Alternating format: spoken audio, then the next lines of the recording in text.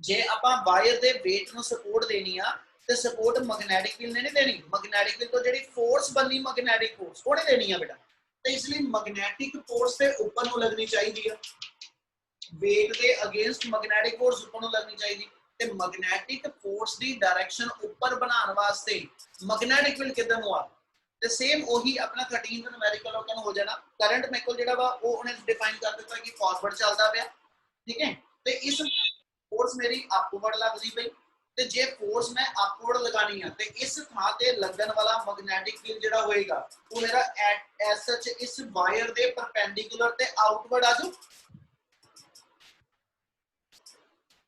इन्नी गल समझ आ रही बच्चे? Yes sir. ਇਹਦਾ ਮਤਲਬ ਜੇ यस सर ਚੱਲੀਏ ਤੇ ਆਪਣੇ ਕੋਲ ਮੈਗਨੈਟਿਕ ਫੀਲਡ ਦੀ ਸਟਰੈਂਥ ਜੇ ਕੱਢਣੀ ਆ ਤੇ ਆਪਾਂ ਇਹਨੂੰ ਐਸ ਐਚ ਡਿਫਾਈਨ ਕਰਾਂਗੇ ਅਕੋਰਡਿੰਗ ਟੂ ਕੁਐਸਚਨ, ਠੀਕ ਹੈ ਜੀ। FV ਤੇ W ਇਹ ਆਪਸ ਵਿੱਚ ਬੈਲੈਂਸ ਆ, ਇਹਦਾ ਮਤਲਬ BIL sin 90 90 ਕਿਉਂ ਲਿਖਿਆ ਕਲੀਅਰ ਆ? Yes sir.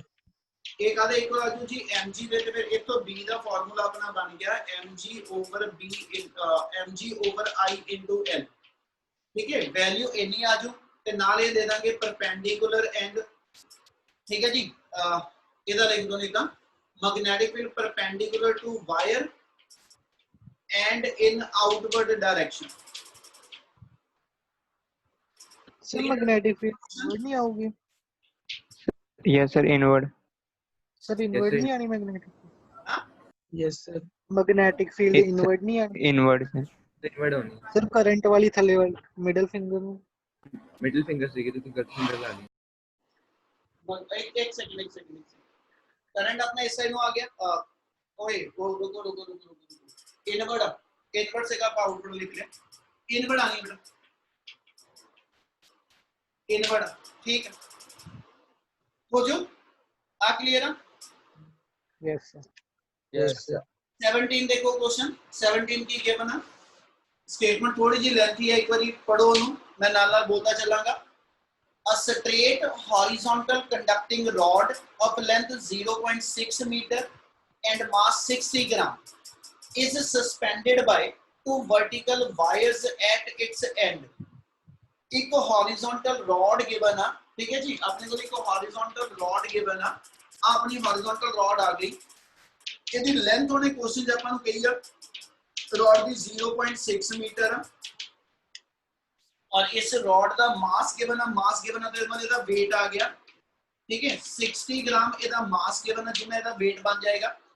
is suspended, ठीक है by the two vertical wire at its end, यानी ਇਹਦੇ ਆ end point ਜਿਹੜੇ ਨੇ ਇਹਨਾਂ ਤੇ ਦੋ ਤਾਰਾਂ ਬੰਨੀਆਂ ਹੋਈਆਂ ਉਹਨਾਂ ਨੇ, ठीक है। ਇਹਦੇ ਨਾਲ ਆ ਦੋ vertical wires ਨਾਲ ਅਸੀਂ ਇਹਨੂੰ ਅਟੈਚ ਕੀਤਾ ਹੋਇਆ। ਉਹਨੇ ਕੀ ਕਿਹਾ a current of 5 ampere is set in the rod through the wire, यानी ਇਹਨਾਂ ਵਾਇਰ ਦੇ ਨਾਲ ਉੱਪਰ ਕਿਤੇ ਬੈਟਰੀ ਲਾਈ ਹੋਏਗੀ ਜਿਹੜਾ ਇੱਕ ਪਾਸੇ ਦੀ ਕਰੰਟ ਇਹਨੂੰ ਸੈਂਡ ਕਰੇਗਾ ਤੇ ਇਹਦੇ ਥਰੂ ਕਰੰਟ ਪਾਸ ਕਰਕੇ B ਪੁਆਇੰਟ ਤੋਂ ਬਾਹਰ ਨਿਕਲ ਜਾਊ। क्या ਇੰਨੀ ਗੱਲ ਸਮਝ ਆਈ? यस सर ਹੁਣ ਉਹਨੇ ਆਪਣੇ ਕੁਐਸਚਨ ਚ ਕੀ ਕਿਹਾ a current of 5 ampere is set up in the rod through the wire, what magnetic field should be set up normal to the conductor, इससे परपेंडिकुलर डायरेक्शन च मैं कितना मैग्नेटिक फील्ड लगावा, ठीक है किस पर्पस ਲਈ so that the tension in the wire is zero। ਪੁੱਤ ਜੇ ਮੈਂ ਆ ਵਾਇਰ ਨੂੰ ਜਿਹੜੀ AB ਰੋਡ ਹੈਗੀ ਆ, ਆਪਾਂ ਰੋਡ ਬੋਲਦੇ ਜਿਹੜੀ ਆਪਣੀ AB ਰੋਡ ਹੈਗੀ ਆ, ਜੇ ਇਹਨੂੰ ਮੈਂ ਇਹਨਾਂ ਤਾਰਾਂ ਨਾਲ ਲਟਕਾਇਆ ਹੋਇਆ ਇਹਦਾ weight ਜਦੋਂ ਡਾਊਨਵਰਡ ਐਕਟ ਕਰੇਗਾ, ਇਹਦੇ ਆ ਲਿਖ ਰਿਹਾ ਜੇ ਇਹਦਾ weight ਡਾਊਨਵਰਡ ਐਕਟ ਕਰੇਗਾ ਤੇ ਇਸ weight ਕਰਕੇ ਆ ਸਟ੍ਰਿੰਗਸ ਦੇ ਅੰਦਰ ਟੈਂਸ਼ਨ ਡਿਵੈਲਪ ਹੋਊਗੀ। ਮੈਂ ਹੁਣ ਆ ਐਰੋ ਕਰੰਟ ਤੇ ਨਹੀਂ ਰੱਖਦਾ ਪਿਆ, ਹੁਣ ਇਹ ਐਰੋ ਵਾਇਰ ਚ ਜਿਹੜੀ ਟੈਂਸ਼ਨ ਆਣੀ ਉਹਦੀ ਗੱਲ ਕਰਦਾ ਪਿਆ। ਆ ਇੱਕ ਬਲੌਕ ਆ ਗਿਆ, ਇਹਨੂੰ ਜੇ ਮੈਂ weight ਦੇ ਨਾਲ ਇਹਨੂੰ ਸਟ੍ਰਿੰਗ ਨਾਲ ਅਟੈਚ ਕਰਾਂ ਤੇ ਇਹਦਾ weight ਡਾਊਨਵਰਡ ਆ ਜਾਏਗਾ ਤੇ ਸਟ੍ਰਿੰਗ ਚ ਟੈਂਸ਼ਨ ਅਪਵਰਡ ਬਣੂ। यस सर यस सर ਇਹ ਕਿਹਾ ਵਾ ਕਿ ਜਦੋਂ ਰੋਡ ਨੂੰ ਤੁਸੀਂ ਇਹਨਾਂ ਸਟ੍ਰਿੰਗ ਨਾਲ ਬੰਨਿਆ ਹੋਇਆ ਉਹਦੇ ਕਰਕੇ ਜੇ ਇਹਦਾ 60 ਗ੍ਰਾਮ ਮਾਸ ਆ ਤੇ ਉਹਦੇ ਕਰਕੇ ਦਾ weight ਡਾਊਨਵਰਡ ਲਾਈ ਕਰ ਰਿਹਾ ਤੇ ਇਹਦੇ weight ਦੇ ਅਗੇਂਸਟ ਇਹਨਾਂ ਵਾਇਰ 'ਚ ਟੈਂਸ਼ਨ ਬਿਲਡ ਅਪ ਹੋ ਰਹੀ ਆ। ਉਹ ਕਹਿੰਦਾ ਦੱਸੋ ਜੀ ਇਹਨਾਂ ਵਾਇਰ 'ਚ ਜਿਹੜੀ ਟੈਂਸ਼ਨ ਆਣੀ ਆ ਉਹਦੀ ਨੈਟ ਵੈਲਿਊ 0 ਆਵੇ। ਬੱਚੇ ਹੁਣ ਸੋਚਣ ਵਾਲੀ ਗੱਲ ਇੱਕੋ ਹੀ ਆ ਕਿ ਜੇ ਨੈਟ ਵੈਲਿਊ ਟੈਂਸ਼ਨ ਦੀ 0 ਕਰਾਣੀ ਆ ਹਨਾ इस वायर ते मैग्नेटिक फील्ड करके अपन पता एक फोर्स एक्ट करेगी सेम ऊपरले क्वेश्चन की गल करदा पिया ठीक है जे आ वायर दे उत्ते मैं फोर्सेस गिना केड़ियां केड़ियां ते इस रॉड दे उत्ते एक वेट आ गया एक स्ट्रिंग जिन्ना बन्निया होया ओदी टेंशन आ गई ठीक है ते तीजी मैग्नेटिक फोर्स आ गई क्या आ गल समझ आई यस सर Yes, sir. मैनू स्ट्रिंग दे अंदर टेंशन जीरो चाहिए मैग्नेटिक फोर्स भी अपवर्ड लगनी है मैग्नेटिक फोर्स भी अपवर्ड लगनी है ते टेंशन भी अपवर्ड लगनी है ते जे टेंशन दी वैल्यू जीरो आ ते ਇਹਦਾ मतलब आ दो फोर्सेस आपस बैलेंस होणगीਆਂ Yes, sir. यस सर मैं इस लाइन ਨੂੰ ਇਦਾਂ ਬੋਲਦਾ ਪਿਆ ਇਹਨਾਂ ਦੋ ਫੋਰਸਿਸ ਦਾ ਜੋ ਵੀ ਡਿਫਰੈਂਸ ਹੈਗਾ ਉਹਨੇ ਟੈਂਸ਼ਨ ਬਣਾਣੀ ਆ ਇਹਦਾ ਮਤਲਬ ਜੇ ਆਪਾਂ ਅਕੋਰਡਿੰਗ ਟੂ ਕੁਐਸਚਨ ਇਸ ਪਾਰਟ ਨੂੰ ਕਰੀਏ ਤੇ ਆਪਣੇ ਕੁਐਸਚਨ ਦੇ ਅਕੋਰਡਿੰਗਲੀ ਉਹਨੇ ਇਹ ਕਿਹਾ ਵਾ ਕਿ ਵੀ ਜਿਹੜਾ mg - t ਕਰਕੇ ठीक है नेट फोर्स बननी जेडी मैग्नेटिक फोर्स बन जाई या इदा कह दो मैग्नेटिक फोर्स ते mg ਦਾ जो डिफरेंस ਉਹਨੇ ਟੈਂਸ਼ਨ ਦਿੱਤੀ ਆਪਾਂ ਆ ਲਿਖ ਦਿੱਤਾ mg ਡਾਊਨਵਰਡ ਆ ਸਟ੍ਰਿੰਗ ਚ ਟੈਂਸ਼ਨ ਮੇਰੇ ਕੋਲ ਜਿਹੜੀ ਅਪਵਰਡ ਆਪਾਂ ਟੋਟਲ ਦੋਨਾਂ ਦੀ ਮਿਲਾ ਕੇ ਜਿਹੜੀ ਟੈਂਸ਼ਨ ਉਹਨੂੰ t ਕਹਿੰਦੇ ਪਏ ਇਹਦੇ ਵਿੱਚ t ਡੈਸ਼ ਇਹਦੇ ਵਿੱਚ t ਡੈਸ਼ ਮਿਲਾ ਕੇ ਟੋਟਲ ਜਿਹੜੀ ਆ ਉਹ ਮੇਰੀ t ਫੋਰਸ ਆ ठीक है ਤੇ ਡਾਊਨਵਰਡ ਫੋਰਸ ਦੇ ਵਿੱਚੋਂ ਜੇ ਮੈਂ ਅਪਵਰਡ ਫੋਰਸ ਮਾਈਨਸ ਕਰਾਂ ਜੋ ਡਿਫਰੈਂਸ ਹੋਏਗਾ ठीक है वो मेरा एफ बी आना पर उन्हें क्वेश्चन च क्या कि भी टेंशन जीरो आवे ठीक है दसो जी इस वायर च कितना करंट होवे इस वायर च कितना करंट सी ना नहीं करंट गिवन ना मैग्नेटिक फील्ड कितना होवे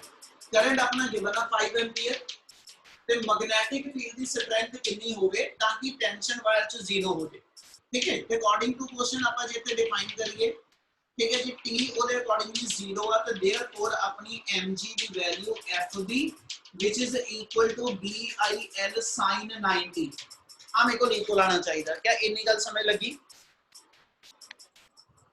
यस सर ਇਹਦਾ ਮਤਲਬ ਆਪਾਂ ਫਿਰ b ਕੱਢਣਾ ਹੈ ਤੇ b ਦਾ ਫਾਰਮੂਲਾ ਆਪਣਾ mg il ਆ ਜਾਏਗਾ क्या पहला पार्ट समझ आया yes sir Yes, sir. second part चुने से क्वेश्चन देखिए क्या what will be the total tension in the wire if direction of current is reverse जे इस वेले करंट दी डायरेक्शन a to b ਸੀਗੀ ਤੇ ਇਹਦੇ ਕਰਕੇ ਮੈਗਨੈਟਿਕ ਫੀਲਡ ਦੇ ਅੰਡਰ ਮੈਗਨੈਟਿਕ ਫੋਰਸ ਅਪਵਰਡ ਗਈ ਸੀ ਤੇ ਜੇ ਕਰੰਟ ਦੀ ਡਾਇਰੈਕਸ਼ਨ ਮੈਂ ਰਿਵਰਸ ਕਰਾਂ ਤੇ ਫਿਰ ਮੇਰੇ ਕੋ ਮੈਗਨੈਟਿਕ ਫੋਰਸ ਡਾਊਨਵਰਡ ਆ ਜਾਓ यस सर Yes, sir. मैं फिर लाइन रिपीट कर रहा गल समझो ध्यान नाल ਆਪਾਂ ਇਹ ਕਿਹਾ ਕਿ ਜਦੋਂ ਵਾਇਰ ਚ ਕਰੰਟ ਮੇਰੇ ਕੋਲ A to B ਜਾਂਦਾ ਪਿਆ ਜਦੋਂ ਵਾਇਰ ਚ ਕਰੰਟ A to B ਜਾ ਰਿਹਾ ਤੇ ਮੈਗਨੈਟਿਕ ਫੋਰਸ ਉਦੋਂ ਅਪਵਰਡ ਲੱਗੀ ਤਾਂ ਕਿ ਸਟ੍ਰਿੰਗ ਚ ਉਹਨੇ ਟੈਂਸ਼ਨ ਜਿਹੜੀ ਜ਼ੀਰੋ ਕਰਾ ਲਈ ਤੇ ਉਦੋਂ ਮੈਗਨੈਟਿਕ ਫੀਲਡ ਇਨਵਰਡ ਆ ਤੇ ਜੇ ਮੈਂ current the direction left to right ਨਾਲ ਲੈ ਕੇ ਰਾਈਟ ਟੂ ਲੈਫਟ ਘੁਮਾਣੀ ਹੋਵੇ ਇਹਨੂੰ ਇਧਰ ਨੂੰ ਘੁਮਾਣਾ ਹੋਵੇ ਤੇ ਇਹਦਾ ਮਤਲਬ ਇਸ ਮੂਵਮੈਂਟ ਤੇ ਮੈਗਨੈਟਿਕ ਫੀਲਡ ਉਦੋਂ ਨਹੀਂ ਰਵੇ मैग्नेटिक फील्ड दी डायरेक्शन उन्होंने चेंज नहीं कराई है ना उस मोमेंट ते टेंशन जीरो आवे ते जे टेंशन नु मैं दूजी वाली च जीरो कराना नॉट सॉरी जीरो टेंशन दी वैल्यू दूजी वाली च मैं कैलकुलेट करनी आ ते जेडी मैग्नेटिक फोर्स पहले केस च अपवर्ड बनदी सीगी वेट दे अगेंस्ट सीगी करंट दी डायरेक्शन A to B करके ते हुण जे मैं करंट दी डायरेक्शन पुठी कीती ते आ मैग्नेटिक फोर्स दी डायरेक्शन भी थल्ले नहीं आजू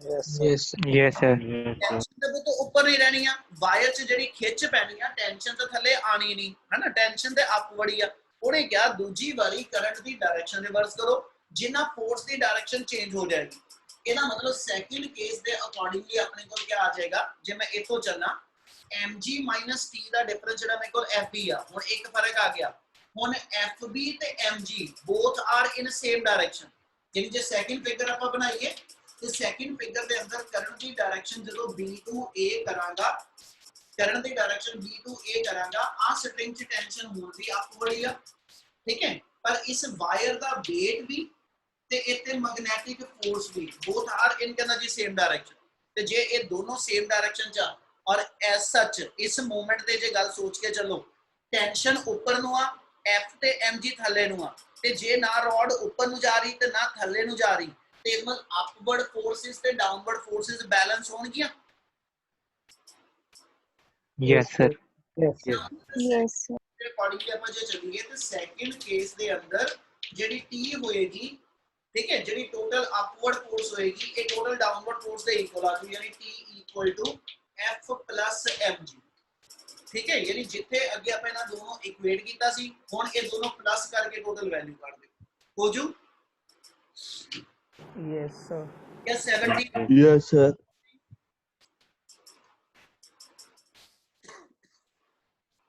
बच्चे इतना समय लग गया? Yes, sir. Yes, sir.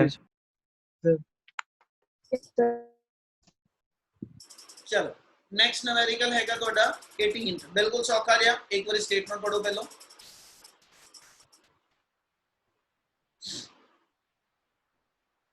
और मैंने टॉपिक दसियो केड़ा टॉपिक से जे च आपे न्यूमेरिकल अटेम्प्ट कराइए, किना लिंक करिए? बिल्कुल सौखा जिहा न्यूमेरिकल है।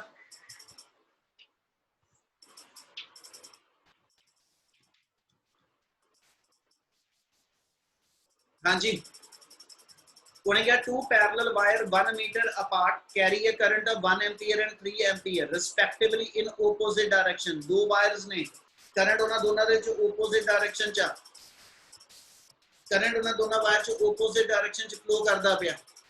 और उन्हें क्वेश्चन च अपन क्या, calculate the force per unit length, 2 minute हो गया, calculate force per unit length acting between these wire. केड़ा टॉपिक होया? Force and two parallel conductors.